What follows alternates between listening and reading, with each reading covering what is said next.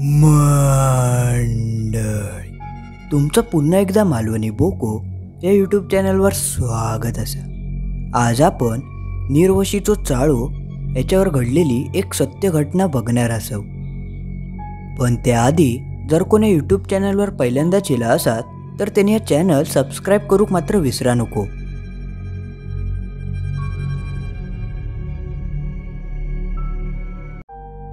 यो जो अनुभव असा ते आपले सबस्क्रायबर सिद्धेश राणे यांनी आपल्यासाठी पाठवलेलो असा। चला तर मग बघूया तो सत्य अनुभव काय होतो। त्या वर्षी मी 9वीत होतोय। आम्ही मेच्या सुट्टीत दरवर्षी गावाक जायचो, पण तेव्हा आमच्याकडे गावाक रावाक घर नाही होता। पण त्या वर्षी आम्ही नुकतोच एक नवीन बंगलो विकत घेतलेलो, त्यामुळे त्या बंगल्याचा काम चालू होता। तो बंगलो विकत घेऊच्या पूर्वी आम्ही आमच्या काकाकडे जाऊन राहायचो। आमचो काका गावाकडेच राहायचो, पण काकाकडे गेल्यामुळे आमका जास्त दिवस काय गावाकडे राहाक गावत नसायचा, म्हणूनच आम्ही यो नवीन बंगलो घेऊचो विचार केला होतो। त्या बंगल्याचा सगळा काम पूर्ण झाल्यावर आम्ही 28 मे 2011 रोजी त्या बंगल्याचो गृहप्रवेश केलं होतं। त्या गृहप्रवेशाक लांब लांबसून पाहुणे इले होते। जे पाहुणे पुणे मुंबईवरून इले होते ते आमच्यासोबत 4-5 दिवस त्या बंगल्यात राहणार होते। गृहप्रवेशाच्या दिवशी माझे भाऊ बहिणी सुद्धा खूप इले होते, त्यामुळे आम्ही खूप धमाल करूक लागलो होतो। आणि तो बंगलो तसो आजसून खूप मोठो असल्यामुळे लहान पोरांची खूप मजा होती। आम्ही खूप खेळ खेळाक लागलो होतो। गृहप्रवेशाच्या दिवशी आमचे सगळे पाहुणे मंडळींनी सगळा आमचो बंगलो भरान निघालो होतो। आम्ही सुद्धा गृहप्रवेशाची खूप चांगली तयारी केलं होतं। सगळ्यांची खावची आणि रवाची सोय सुद्धा केलेली होती। पण जे पाहुणे जवळसून इले होते ते गृहप्रवेश झाल्यानंतर ते आपापल्या घराकडे गेले, मात्र जे लांबसून इले होते ते 1-2 दिवस आमच्यासोबत त्या बंगल्यातच राहिले होते। त्यामुळे ते पहिले 4-5 दिवस कसे निघून गेले तर माका काय समजलंच नाही। आम्ही लहान पोरांनी ते 4 दिवस खूप मजा मस्ती करवण्यातच घालवलं। मग हळूहळू जे लांबसून इलेले पाहुणे होते ते आपापल्या घरात जाऊक निघाले होते। आता फक्त त्या बंगल्यात मी, माझी आई, माझी मोठी बहीण आणि माझी काकी राहिली होती। माझ्या पप्पांका अचानक एक काम निघाला होता, त्यामुळे ते मुंबईत जाऊक निघाले होते। त्यामुळे आम्ही 4घात जण त्या बंगल्यात राहत होतो। तो बंगलो नवीन असल्यामुळे आमका त्या बंगल्याची सवय नाही होती, त्यामुळे पहिल्या रात्री आम्ही 4 जण हॉलमध्ये झोपलेलो। आमच्यासोबत त्या बंगल्यात एक मांजूर सुद्धा राहत होता। ताजा मांजूर होता तर आम्ही जेव्हा त्या बंगल्यात प्रवेश केलो त्या दिवसापासूनच तो आमच्यासोबत रवा केला होता। तो आमच्याच बंगल्यात राहायचा, बाकी काही जायत नसायचा। माका लहानपणापासूनच मांजरा खूप आवडायची, त्यामुळे मी त्याका काय ना काय खाऊ घालायचंय, त्यामुळे तो आमच्यासोबत त्या बंगल्यात राहायचा। तरी आम्ही सगळे जेवण वगैरे रात्री 10च्या दरम्यान सगळे झोपलेलो। तसं अचानक रात्री 11:15च्या दरम्यान हॉलच्या खिडकीकडसून आवाज येलो। तो आवाज ऐकान असा वाटत होता की कोणतरी आमच्या हॉलच्या खिडकीच्या बाहेर ना ती खिडकी ठोकवता। मग माका वाटला की आमच्या घरात एक मांजर असा, कदाचित त्याका बाहेर जाऊचं असतला, म्हणूनच त्या खिडकीवर कटकट करता, म्हणूनच तसो आवाज येता। म्हणून मग मी त्याच्याकडे काही लक्ष दिलंय नाही आणि परत झोपलंय। तसो काही वेळान तोच आवाज किचनच्या खिडकीतून येऊक लागलो। बघता बघता तो आवाज खूपच वाढूक लागलो होतो। त्या आवाजान आईक सुद्धा जाग गेली होती। माका त्यावेळी चांगलीच भीती वाटली होती, कारण एवढा मोठा आवाज तर मांजरू काढूक शकत नाही होता। माका पहिल्यांदा वाटत होता की तो आवाज फक्त माकाच येता, पण तसा नाही होता। तो आवाज माझ्या आईक सुद्धा येत होतो, पण आई काय माका त्या आवाजाबद्दल काय सांगत नाही होती। कदाचित मी घाबरान म्हणून ती माका सांगत नसावी, आणि मी काय आईक काय सांगलंही नाही। आम्ही दोघवले तो आवाज ऐकत होतो। माझी काकी आणि माझी मोठी बहीण गाढ झोपली होती, त्यामुळे त्यांका तो आवाज येत नाही होतो, मात्र माका आणि आईक तो आवाज स्पष्ट येत होतो। बघता बघता तो आवाज खूपच मोठ्याने येऊक लागलो होतो। आमका काय कळतच नाही होता। आता मात्र माझी आई पटकन उठली आणि तिने पटकन बॅटरी चालू केली। माझ्या आईक उठलेला बघून मी सुद्धा पटकन उठलोय। मग मी आईक विचारलंय, काय गे आई, ह्यो आवाज कसलो येता? मग आई बोलली, काय माहिती, कदाचित खिडकी वगैरे उघडी रावली असत, त्यामुळे ती वाऱ्यान वाजता. चल आपण जाऊन बघूया. मग मी आणि आई किचनच्या दिशेने जाऊक लागलो. माझ्या आईच्या हातात एक बॅटरी होती आणि मी आईचा हात पकडून तिच्या मागणं चलत होतोय. आम्ही जसे किचनच्या खिडकीकडे जातो आणि बॅटरी मारून बघतो तर बाहेर कोणच नाही होता. मात्र तो आवाज त्यानं येत होतो. आमका काय कळतच नाही होता की नक्की तो आवाज येता काय ना. आणि सगळ्यात महत्त्वाचं म्हणजे ती खिडकी लावलेली होती आणि त्या खिडकीच्या आजूबाजूक मांजूर सुद्धा नाही होता. मग तो आवाज नक्की येता काय ना ता काय कळतच नाही होता. मी त्यावेळी चांगलोच घामाघूम झालं होतंय. मग मी आई घाबरत घाबरत विचारलंय, काय गे आई, ह्यो आवाज नक्की येता काय ना? मग आई बोलली, सिद्ध्या तू काय घाबरा नको रे, बाहेरनं कदाचित झाडाची फांदी वगैरे आपटत असतली. आता रात्र झाली आहे त्यामुळे बाहेर जाणं योग्य नाही. चल आपण झोपाया. जसे आम्ही झोपाक जातो तसं सेम आवाज बेडरूमच्या खिडकीतून येऊक लागलो. आता मात्र माझी आई सुद्धा चांगलीच घाबरली होती. तरी सुद्धा आम्ही दोघांनी हिंमत करत बेडरूमच्या दिशेने जाऊक लागलो. जसे आम्ही बेडरूमच्या खिडकीकडे जातो आणि बॅटरी मारून बघतो तर आजूबाजू कोणत नाही होता. मात्र तो आवाज थैना येत होतो. यावेळी मात्र आई चांगलीच घाबरून गेली होती, कारण आईक माहिती होता की बेडरूमच्या खिडकीच्या बाहेर कसलाच झाड नाही. मग आवाज येता खै ना. पण आईन त्यावेळी माका ता सगळा सांगाक नाही, कारण मी उगाच घाबरान. मग आई बोलली, जाऊन दे, चल आपण झोपाया, तू हे काय लक्ष देऊ नको. मग आई बोलली की आपण उद्या सकाळ झाली की बाहेरनं बघूया की ह्यो नक्की आवाज येता काय ना. मग आम्ही दोघवले झोपाक जाऊक निघालो. जसे आम्ही झोपतो तसो अचानक तो भयानक आवाज ऐकान माझ्या हृदयाचे ठोके वाढूकच लागले होते. माझी आई सुद्धा चांगलीच घाबरान गेली होती. आम्ही अजिबात वेळ न घालवता हॉलमध्ये पळत गेलो आणि काकीक आणि माझ्या मोठ्या बहिणीक ताबडतोब उठवलं. आमका स्पष्ट समजत होता की कोणतरी व्यक्ती दाराच्या बाहेर ना जोरजोरात हात आपटता. बघता बघता तो आवाज खूपच वाढूक लागलो होतो. तो आवाज ऐकान काकी सुद्धा चांगलीच घाबरान गेली होती, कारण एवढ्या रात्री तर कोण येऊ शकत नाही. एवढ्या रात्री कोण दार वाजवता. मग आई अचानक बोलली की चोर वगैरे घर फोडूचो प्रयत्न करत असतील, त्यामुळे ते असे दारबीर वाजून आमका भियोग बघतात. आमचो जो बंगलो होतो तो वाडीपासून जरा लांब होतो, त्यामुळे त्या बंगल्याच्या आजूबाजूक तशी घरा नाही होती. तरी आता 12:15 वाजत इले होते. आमका काय करूच आता काय कळतच नाही होता. मग आईन लगेच फोन घेतले आणि लगेच विजया काकीक फोन लावले. विजया काकी होती ती आमच्याकडेच काम करायची आणि ती आमच्या बाजूकच राहायची, त्यामुळे तिने तिका लगेच फोन लावले. आणि सगळ्यात महत्त्वाचं म्हणजे ती एक दांडेकारीण होती.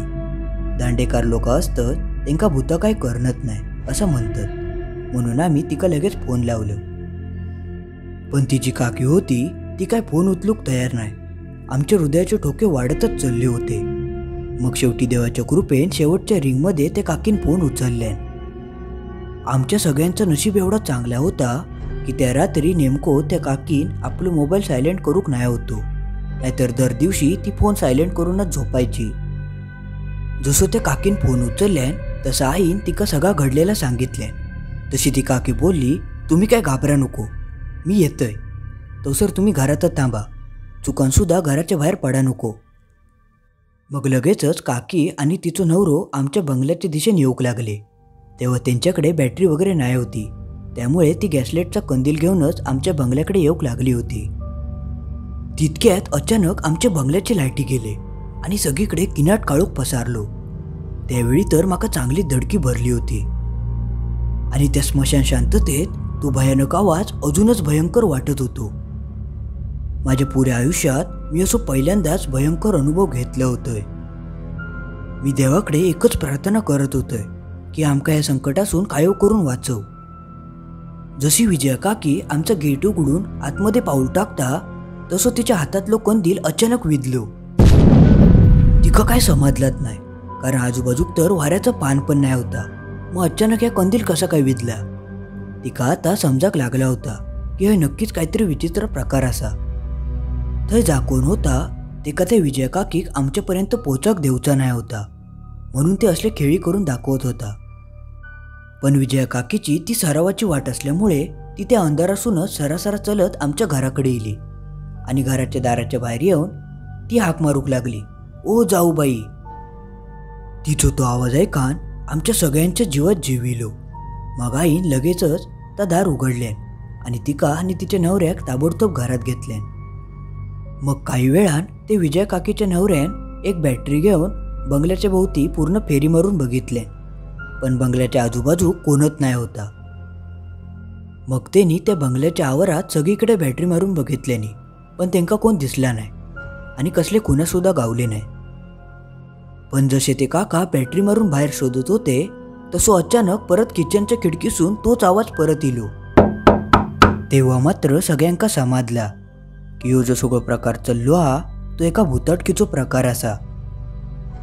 ती पुरी रात्र आम्ही सगळेजण हॉलमध्येच बसान होतो. आमच्या कोणाची झोपाची अजिबात हिंमत नाही होती, कारण ते सगळे आवाज आमच्या कानावर सारखे सारखे पडत होते. मी आपलं माझ्या आईच्या मांडीवर गप्प बसलेलं आहे. माका खूप भीती वाटत होती. मग काही वेळान अचानक लाईट इली. तेव्हा सगळ्यांका बरा वाटला. मग सगळेजण परत झोपाक गेले.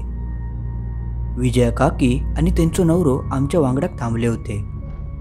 आम्ही सगळेजण हॉलमध्येच एकत्र झोपलेलो. रात्री 2च्या दरम्यान अचानक एक आवाज इलो.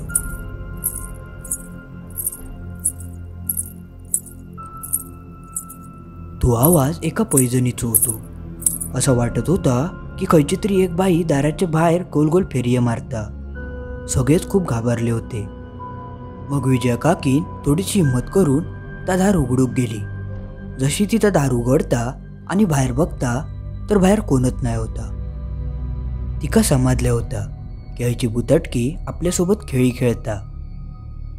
तसे अचानक परत बंगल्याचे सगळे लाईटी गेले. परत सगळीकडे किनाट काळोख पसरलो आणि ते आवाज परत येऊक लागले. तो सगळं प्रकार सकाळी 3:45 पर्यंत चालूच होतो. जसे 4 वाजले तसं तो सगळं प्रकार थांबलो आणि ते सगळे आवाजसुद्धा थांबले. मग विजया काकी बोलली की आता आम्ही घरात जातो, आता सकाळसुद्धा वयतिली असा. जाता जाता ती विजया काकी बोलली की आता तुम्ही काय घाबरा नको. ही जी भूतं येत असतात ती रात्रीचीच खेळ करून दाखवतात. एकदा सकाळचे 4 वाजून गेले की त्यांचे सगळे खेळ बंद होतात, कारण सकाळी 4 नंतर देव स्वतः ह्या पृथ्वीवर प्रकट होतात आणि हे सगळे भूतं घेता नाहीशी होऊन जातात. मग मात्र पुरो दिवसभर तसलो काय प्रकार घडलो नाही. मात्र जेव्हा रात्र झाली तेव्हा काल रात्री जो प्रकार घडलो तोच ह्या रात्रीसुद्धा घडूक लागलो होतो. ते आवाज परत आमच्या कानावर पडाक लागले होते. त्यामुळे आमका एक समजला की ह्यो सगळो भुताटकीचो खेळ हा तो अधरून रात्रीचोच घडता. सकाळचो ह्याचो काय त्रास होणार नाही. म्हणून मग पुढच्या दिवशी आई आणि विजया काकी बाजूच्या एका गावात गेली. त्या गावात एक मोठो मांत्रिक होतो. तो मांत्रिक असे काय बाहेरचे प्रकार असतील तर तो बघायचो. मात्र त्या मांत्रिकाकडे खूप गर्दी असायची.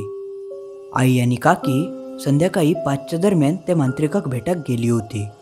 पण त्या मांत्रिकाकडे त्या दिवशी खूपच गर्दी होती. त्यामुळे तो मांत्रिक भेटासर तरी 8-1 वाजून गेले होते. ती 8 वाजता परत घराकडे येऊक निघाली होती आणि गाव म्हटलास की 8 वाजता सगळीकडे सामसूम होता. तरी रात्रीचे 8:30 वाजत दिले होते आणि नेमकी त्या गावच्या रिक्षा स्टँडवर रिक्षात नाही होती. त्यामुळे ती दोघवली चलत चलतच आपल्या गावाक येऊक निघाली होती.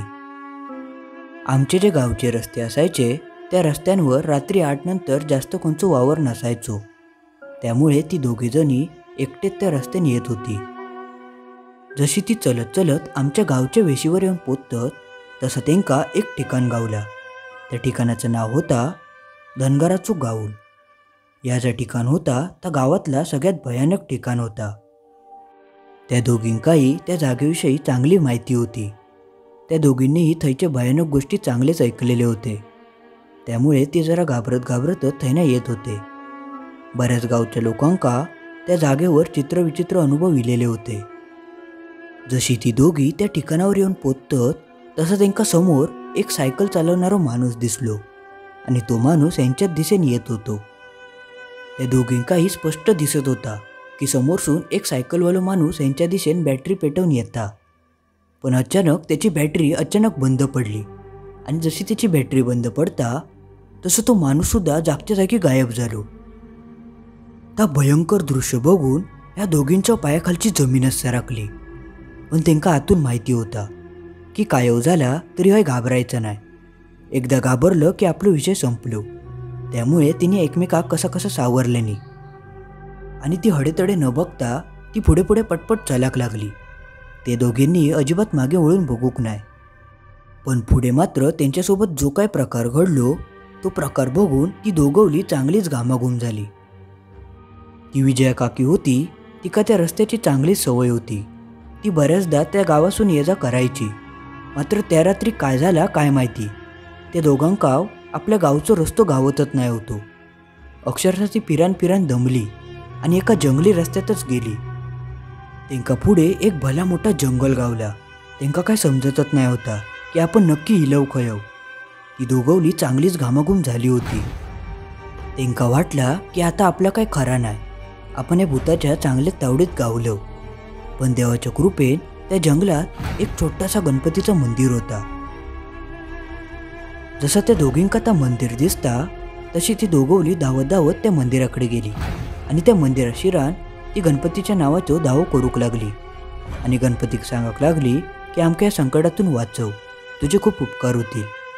आणि 5 मिनिटा ती त्या मंदिरातच बसान होती. मग ती हळूहळू त्याच रस्त्यान परत मागे येऊक लागली. तेव्हा त्यांका परत तो धनगराचो गाऊल गावलो. जेव्हा ती त्या ठिकाणी येतात तेव्हा त्यांका परत एक भास झालो. त्या दोघींका असो भास होत होतो की कोणतरी दगडाचो सकेरो यांच्यावर मारता. ही दोघवली चांगलीच घाबरली होती. या दोघांनी एकमेकाचो हात घट्ट पकडून देवाचं नाव घेत होती. मग गणपती बाप्पाच्या कृपेन त्यांका गावचो रस्तो गावलो आणि ती कशीबशी आपल्या घरापर्यंत येऊन पोचली. मात्र या सगळ्या प्रकारात रात्री 10:30 वाजून गेले होते. मात्र त्या दोघींचा नशीब खूप चांगला होता, कारण त्या ठिकाणी दोघांपैकी कोणीच अंग काढूक नाही होता. तर जर ती दोघं घाबरली असती तर आता परिस्थिती खूप वेगळी असती.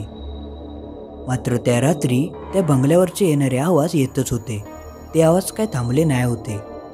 मात्र ते विजया काकीक आणि माझ्या आईक ते आवाज कशाक येतात त्याचा मात्र उत्तर गावला होता. कारण काकी आणि आई संध्याकाळी ज्या मांत्रिकाक भेटाक गेले होते त्या मांत्रिकान सांगितले नव्हता की तुमच्या बंगल्याच्या दक्षिण दिशेक कोणतरी काहीतरी पुरून ठेवलेला असा आणि तुमच्या घरावर निर्वशीचो चाळोसुद्धा सोडलेलो असा. त्यामुळेच हे सगळे प्रकार घडतात. आणि ह्या सगळ्यावर उपाय म्हणजे त्या मांत्रिकान एक कोंबो घेऊन आपल्या घरावर ओवाळून गावच्या वेशेवर सोडून देऊक सांगितलेलो होतो. मग आई आणि काकीन पुढच्या दिवशी तो सगळं प्रकार केल्याने आणि एक कोंबो ओवाळून काढून गावच्या वेशेवर सोडून दिल्याने. त्या दिवसानंतर मात्र पुढच्या खयच्याच रात्री तो सगळं प्रकार घडलो नाही. ते सगळे आवाजसुद्धा कायमचे बंद झाले होते.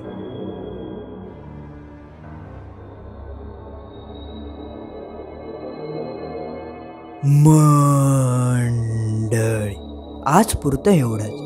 तुमका ही गोष्ट कशी वाटली तर कमेंट करून नक्की कळवा. आणि तुमका जर व्हिडिओ आवडलो असाल तर नक्की लाईक करा. आणि अजून कोणी चॅनल सबस्क्राईब करूक नसाल तर लगेच सबस्क्राईब करून टाका. असेच आगळेवेगळे भूताचे गोष्टी येतच असतात. सिद्धेश राणे, तुम्ही माका तुमचं सत्य अनुभव सांगितलास त्याबद्दल तुमचे खूप खूप धन्यवाद. मित्रांनो, तुमच्याकडे जर असले अनुभव असतील तर तुम्ही माका नक्की शेअर करू शकतास. माझी सगळी माहिती डिस्क्रिप्शन बॉक्समध्ये दिलेली असा. चला तर मग पुन्हा भेटाया असाच एक आगळेवेगळे व्हिडिओ घेऊन पुढच्या भागात.